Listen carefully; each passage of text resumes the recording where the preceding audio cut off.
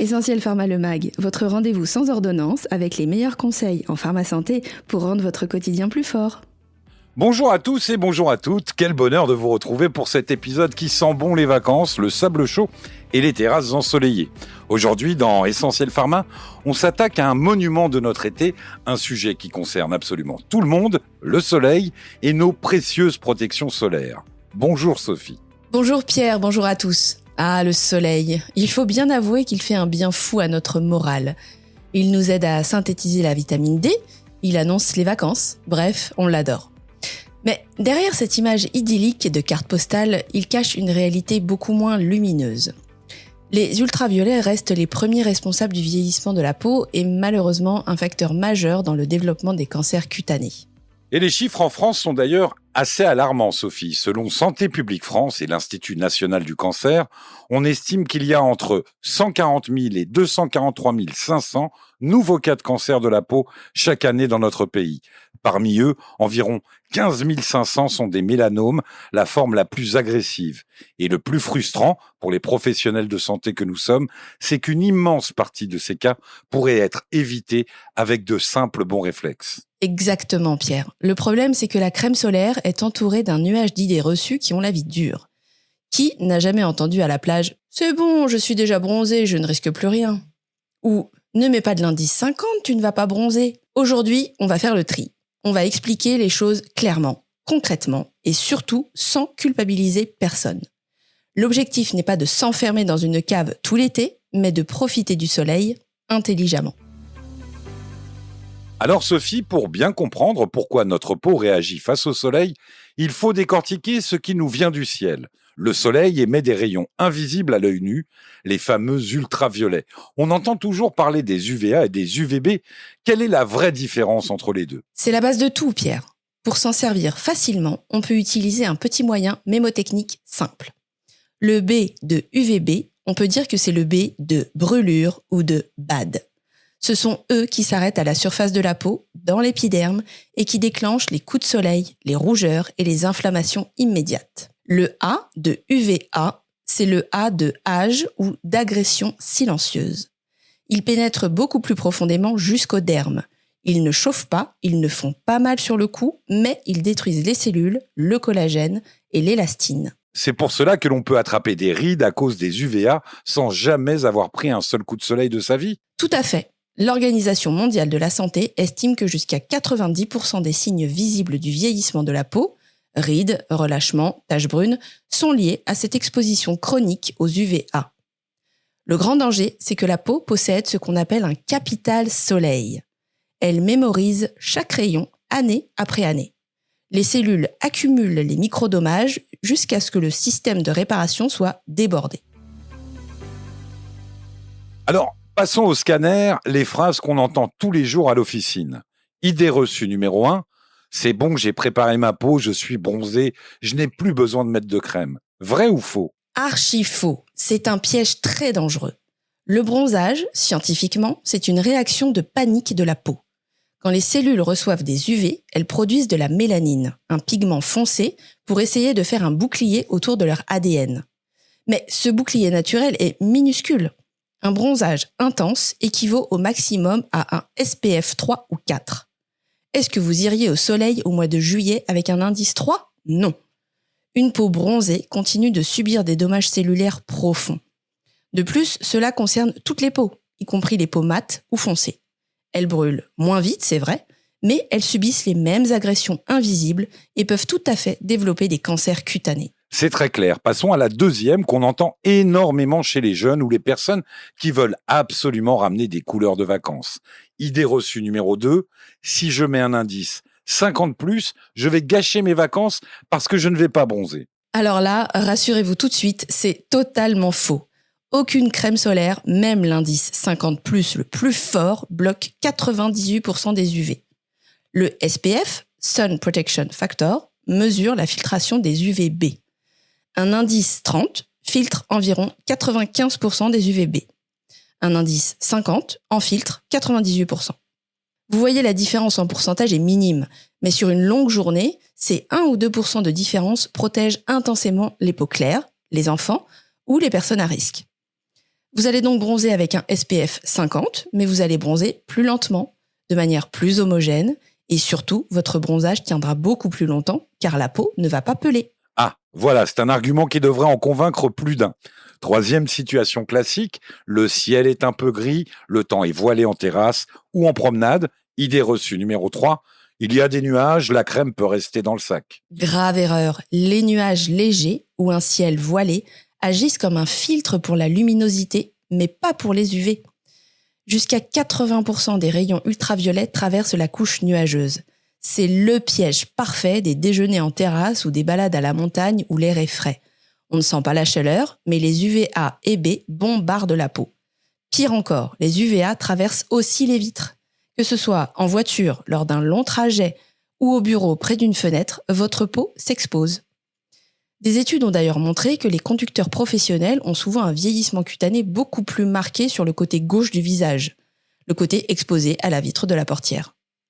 Le bon réflexe ? Ne regardez pas la météo ou les nuages, regardez l'application météo de votre téléphone et vérifiez l'indice UV. Dès qu'il atteint 3, la protection est recommandée. C'est une excellente astuce. Continuons avec l'application. Idée reçue numéro 4, je me tartine généreusement le matin avant d'aller à la plage et je suis tranquille pour la journée. Si seulement c'était si simple, Pierre. Une protection solaire est une couche de filtre fragile. Elle s'altère avec le temps, mais surtout avec la transpiration, les baignades, le frottement du sable et de la serviette quand on s'essuie. Il faut impérativement en remettre toutes les 2 heures. Et il y a un autre problème. Les gens en mettent beaucoup trop peu. Pour qu'une crème protège à la hauteur de l'indice écrit sur le flacon, il faut appliquer une couche de 2 mg par centimètre carré de peau. En gros, pour le corps d'un adulte, c'est l'équivalent de 6 cuillères à café de produit. La plupart des gens en mettent 2 à 4 fois moins. Résultat, votre SPF 50 appliqué trop finement protège en réalité comme un indice 15. Alors Sophie, on ne peut pas faire un grand dossier sur les protections solaires sans aborder un sujet brûlant qui affole les réseaux sociaux en ce moment. On voit beaucoup de publications qui affirment que les crèmes solaires sont dangereuses, qu'elles contiennent des perturbateurs endocriniens ou des substances toxiques. Qu'en dit la science, la vraie? C'est un sujet sensible et il faut y répondre avec beaucoup de nuances et de rigueur. D'abord, rappelons une chose essentielle. En Europe, la réglementation sur les cosmétiques est l'une des plus strictes au monde. Les filtres solaires sont surveillés de très près par l'ANSM en France et par le Comité scientifique européen pour la sécurité des consommateurs. Les filtres suspectés d'avoir un impact hormonal ou environnemental sont soit interdits, soit limités à des doses infimes, totalement sécurisées pour l'homme. Toutes les autorités de santé mondiale sont unanimes. Les bénéfices prouvés de la crème solaire pour éviter les cancers de la peau sont infiniment supérieurs aux risques théoriques liés au filtre. On est bien d'accord, mais concrètement, au comptoir, on a souvent des patients qui s'y perdent entre 2 grandes catégories. Les filtres dits chimiques ou organiques et les filtres minéraux. Comment leur expliquer la différence ? C'est une excellente question. La différence réside dans leur mode d'action. Les filtres chimiques, ce sont des molécules organiques qui pénètrent dans l'épiderme. Elles agissent comme des éponges.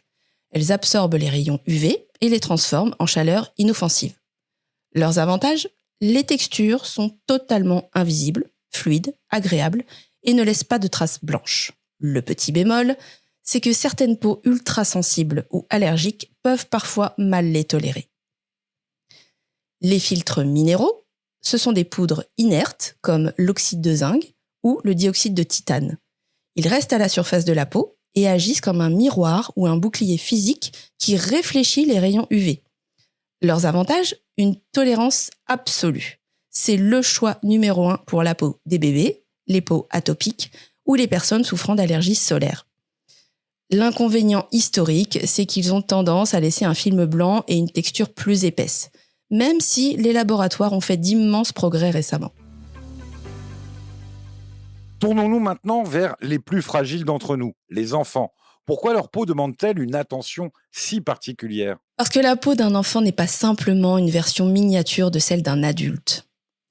Avant la puberté, l'épiderme est beaucoup plus fin.